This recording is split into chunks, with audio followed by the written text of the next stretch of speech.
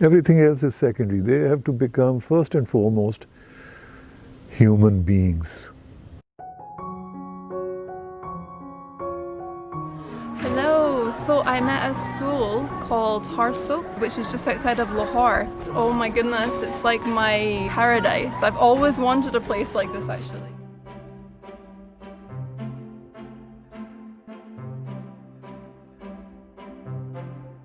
So they have 125 children, 10 of them live here.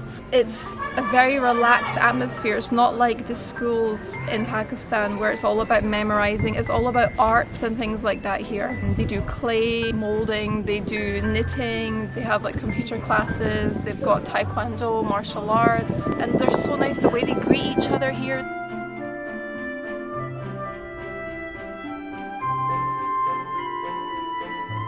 And look how beautiful it is, the architecture and everything. And they have swings, and so everybody is like equal here. There's not a big divide in social circumstances. So there's a lot of villagers that come here from around the area. The main owner of this, he was a judge in the Supreme Court in Pakistan, and him and his wife have started this. They come from an education background. Their children also teach here as well. So yeah, it's such a nice place. So nice. So this school, it started off for our own help. They had 5 kids, and so we gave them a space and also a teacher. That was 3 years ago. So then we felt that the neighboring farmhands and children from neighboring villages where there weren't any good schools, they should also be able to come. So from 5 it went on to 30, 35. Then my daughters, they have kids, so they were going to some conventional high fee paying schools. So they pulled their kids out of those schools and put them here. This is our house and our, I should call it a commune or something. Me, my wife, my 4 kids, their spouses, their own children, about 15 odd. We all live here, and there are others living here. Aftab, the school principal, he lives here, and there are quite a few others who are living on this property. Aftab is my name. Okay, I am a principal of this school. I consider myself a foot soldier. Somebody has to be called principal, so they call me principal. I teach and I manage all things related with an institution, with children, with teachers and everything. It is all very interesting. It's a new dimension actually as to what is happening here. I try to create a balance between the academics and the other activities. Other activities are very, very important, but so is academic part. The other activities are very important in the sense because I consider them a process through which the children are discovering themselves. They're exposed to different disciplines, different activities, arts, crafts, professions. One fine day, any one of the children can discover that this is what I want to be, you know. So we have diplomats, we have professors, we have professionals coming from all walks of life. This kind of exposure these children could never have got. They are discovering their own interests. You know, there are things that make them happy and there are things that they are not really interested in. So now we have 125 kids from kindergarten to class 7. We ultimately wanted to become a high school. The kids do regular studies, but much more than that, they are doing activities. Our aim is to provide them a caring, conducive environment. Everything else is secondary. They have to become first and foremost human beings who can empathize with others. Everyone will get to learn that 2 + 2 is 4.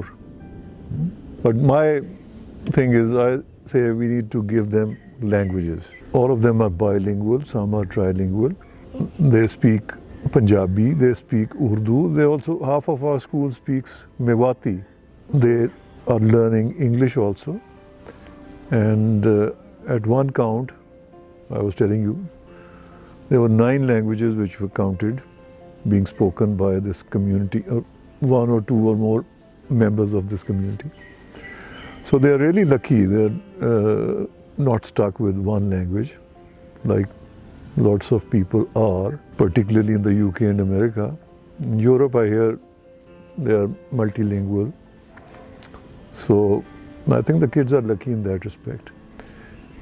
Apart from that, they are into so many activities. They are into clay modeling, carpentry, tie and dye, artificial jewellery, robotics, avionics, computers. They have developed some very good keyboard skills, both in Urdu, the Nastaliq, Nuri Nastaliq, and English. So they're quite good at all these other activities. Then Meena, she will tell you, she teaches them dance, kathak, classical form, then classical music, classical singing also. There are others, regular teachers, we have 7 of those, but we have many more people who come in, who want to come and give their time here.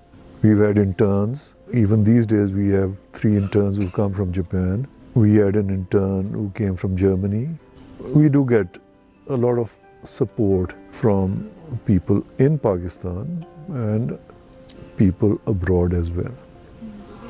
We have children from age 3, 3.5 to age 15.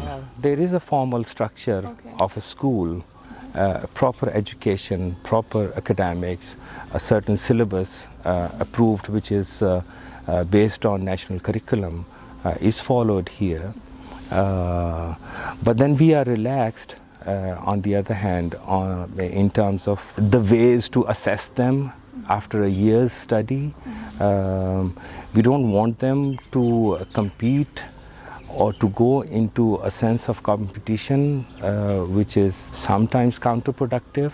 But then yes, they have to perform and they should strive to perform better than the others. Yes, this is life, but to make competition as an objective of life, that's we kind of discourage. There are no positions as to who has stood first or second or third in the class, and no, there's no classification on that way. And can you talk about the interns that come that have different skills that bring to the school? This is a very amazing aspect of this school. So many volunteers coming in, contributing in many, many different ways. Some are very accomplished already and they have their lifelong experiences with them. We have Harsha Sahab teaching them poetry, English, playing Scrabble with them, Bina Appa doing kathak and classical music. There are people with extensive and professional knowledge of English language, arts. We have an artist coming every fortnight, traveling 4 hours on one side. And then the volunteers, mostly coming from LAMs, they have their own study plans, but if they can spare a day and in a day a few hours, they are driven to come to Harsukh and contribute in whatever small or big way they can. They do that, we encourage. And this exposure again, variety and diversity of different people coming in, interacting with our children, with these children, enriches them immensely, I would say. Yeah. They call me Bina Jawad, and basically a very short introduction is that I think when I was as a child, I loved dancing, I loved singing, and I loved painting. Even though I was studying in the academic schools and doing my O levels and A levels in science, but my passion was the arts. And it was only after I was doing my graphic designing in the Department of Fine Arts that I discovered classical dance. So I started learning that from my teacher, Ghulam Hussain Kathak. having learned that, I was also interested in singing as well. But he sort of discouraged me that these are both classical arts and it's very difficult even to master one classical art, let alone two. But I was very obstinate as a person, and I think I've been very lucky to have been able to study and to learn what I was really passionate about. The real excitement of my life, if I look back at it, was learning all these different things. Many European countries have brought education to such a place where they like the children being happy and learning through games. So the child has to be given the opportunity to self-realize and to find out that they don't need to feel bad or guilty about what the society is saying about them. So I think it's a lifelong journey. Education is not just going to a school. For me, it was not going to a school or a university. It was a whole life's journey. Education was a whole long period of 45 or 50 years of aspiring for something. The vision was there, but you have to aspire to it. You have to be able to stick to it with sincerity. I mean, of course, there will be doubts. The whole society is like a swamp, and you can sink into it. But if you realize that your inner heart is wanting something and you follow your heart, then you're going to get it. In our school, when the children come to our school, they're just like our own children. And they feel it as well, because they will feel confident then. There's no hatred, there's no pinching, there's no corporal punishment, there's no dada, And that is what we are lacking. The world is lacking in heart, is lacking in love. It is so much deprivation in the world. It is so much self-criticism. It is so yes, because the world is full of mind now. It is full of egos and minds. If they can be in touch with their feelings and they can follow their heart, that is real education. And in this school, the children know that whatever we are doing, we are surrounded by people who love us. Yeah, it's an organic place. The vegetables, the crops, the soil is organic for the past 12-15 years. It's not seen any pesticides or chemical fertilizers. And we have our own dairy, 12 or 14 head of cattle. We have our own milk. Right. The land over here, we were lucky to have this land which we bought many years ago. And then about 20 odd years ago, my driver, he said we'll grow something here. And he started growing rice and wheat and all that. And I kept a buffalo over here. Because I was studying raw diet and this diet and looking after, holistically healthy, how to be healthy. And I said, we need organic.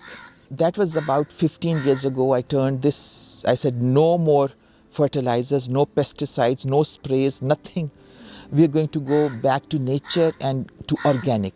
From that day, we are harvesting our own wheat, our rice, our fodder for the buffaloes and the cows. We have our own milk. We have our desi ghee, our dairy products. And I really wanted that Harsukh becomes a self-sustaining community, whereby all our family, joint family and who live here, we can eat from the land. I am Salima, daughter of Jawad Khwaja and Bina Jawad. Yeah, but also yes, I've studied law, and I'm a lawyer by profession. But also I sing also, and me and my husband, they live here. We live here with the kids. So the kids, yes, they go here. All three of them, ages 12, 9, and 7. And like I say, academics, yes, you focus on that. That's what I'm saying. My father gives focused attention on Urdu, and my mother is doing music and dance. And we have good English teacher. There's a good English teacher. Then there's a mathematics. Like that. If it's about passing board exams, yes, or scoring well in board exams, because you need that. I think totally capable. I realized that in our community, yes, especially Pakistan, we have been deprived of our classical arts because somehow it got attached to a taboo or a unfavorable activity.